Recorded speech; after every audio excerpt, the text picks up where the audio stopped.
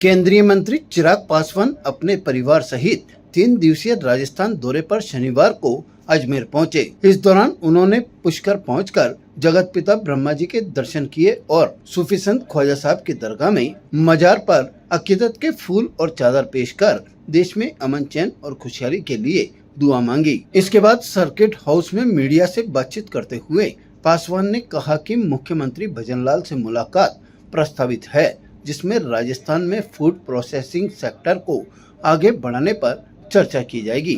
उन्होंने कहा कि भारत कृषि प्रधान देश है और इस देश में प्रसंस्करण को बढ़ावा देकर किसानों को सशक्त किया जा सकता है और अनाज की बर्बादी को रोका जा सकता है। परिणाम इसके हिसाब से तो प्रभावित होंगे ही, पर बंगाल में वैसे भी मौजूदा मुख्यमंत्री ममता बनर्जी जी के नेतृत्व में जिस तरीके से बंगाल हिंसा में पूरी तरीके से अपने आप को झोंकता जा रहा है, वहाँ के लोग, मैं खुद बंगाल गया हूँ, मैं जानता हूँ कि वहाँ के लोग इस नेतृत्व को कितनी शिद्दत से बदलना चाहते हैं।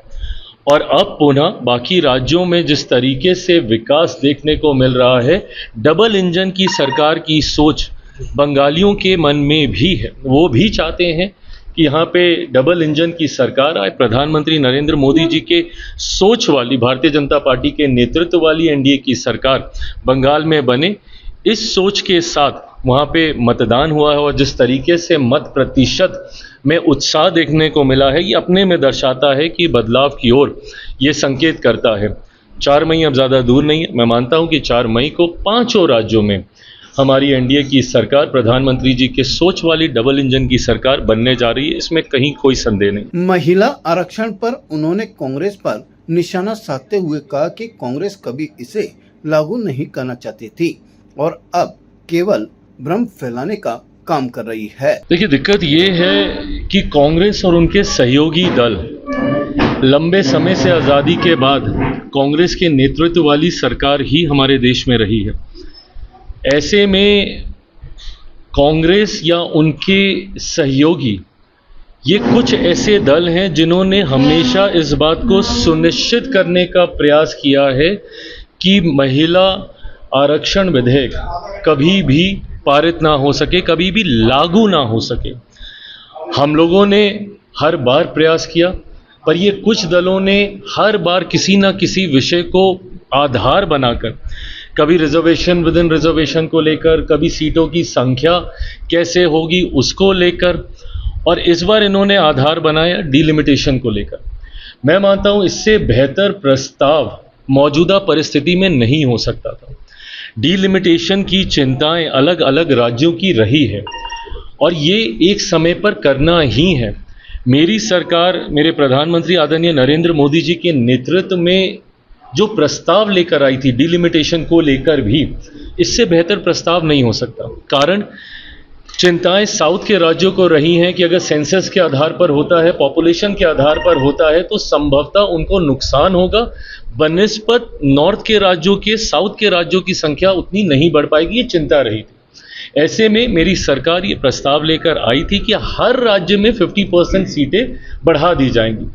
अब इसका परिणाम क्या होता कि आपका इन टर्म्स ऑफ परसेंटेज सदन में आपकी जितनी संख्या है वो वैसे की वैसे ही बरकरार रहती। फॉर एग्जाम्पल तमिलनाडु, साउथ का राज्य, 7.3% के आसपास आज भी उनका प्रेजेंस है टोटल 543 सीटों में। ये बढ़ने के बाद भी उनका परसेंटेज इतना ही रहता, हर राज्य का परसेंटेज इतना है उतना ही रहता।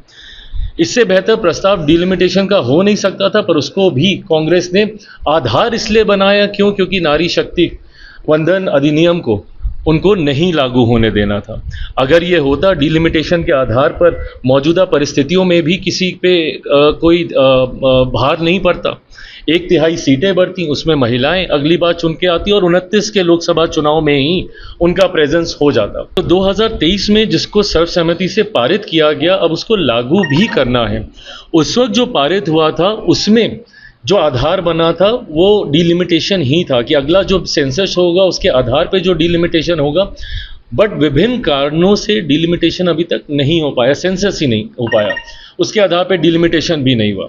इसीलिए मैंने कहा कि अब सेंसस के आधार पर डिलिमिटेशन के लिए अगर आप जाइएगा तो पुनः साउथ के राज्यों को इसका नुकसान होगा, कई और राज्यों को इसका नुकसान होगा। हम लोग हर परिस्थिति को समझते हुए इस प्रस्ताव को लेकर आए थे। इसका पुनः पारित होना इसलिए ज़रूरी है क्योंकि उसमें संशोधन करना पड़ता। जो हम लोगों ने 2023 में पारित किया था उसमें हम लोगों ने सेंसस को आधार बनाया था और उसके आधार पर डिलिमिटेशन और उसके बाद वो संख्या बढ़ाने का उसमें प्रस्ताव पारित किया गया था। पर क्योंकि 29 से पहले करने का नैतिक जिम्मेदारी हमारी है, क्योंकि सरकार हमारी है और ये दबाव विपक्ष की तरफ से भी था कि 29 के लोकसभा चुनाव में हम लोग इसको लागू करें, उसके लिए हम लोग ये बदलाव के साथ इसको पुनः हम लोग संसद में लेकर आए। पर जैसा मैंने कहा कि कांग्रेस कभी नहीं चाहेगी, इनके सहयोगी दल जिसमें सपा जैसी पार्टियां हैं, टीएमसी जैसी पार्टियां हैं, ये लोग कभी नहीं चाहेंगे कि आधी आबादी को उनका अधिकार मिले। इस सोच के साथ हमेशा इन्होंने इसको अस्वीकार करने का काम किया। सर्किट हाउस पहुंचने पर कार्यकर्ताओं ने उनका गर्मजोशी के साथ स्वागत किया। इस दौरान उन्हें बड़ी माला पहनाकर अगवानी की गई और समर्थकों में खासा उत्साह देखने को मिला। ताजा खबरों के लिए देखते रहें सरेराह न्यूज। अपना फोन उठाएं और सब्सक्राइब करना ना भूलें।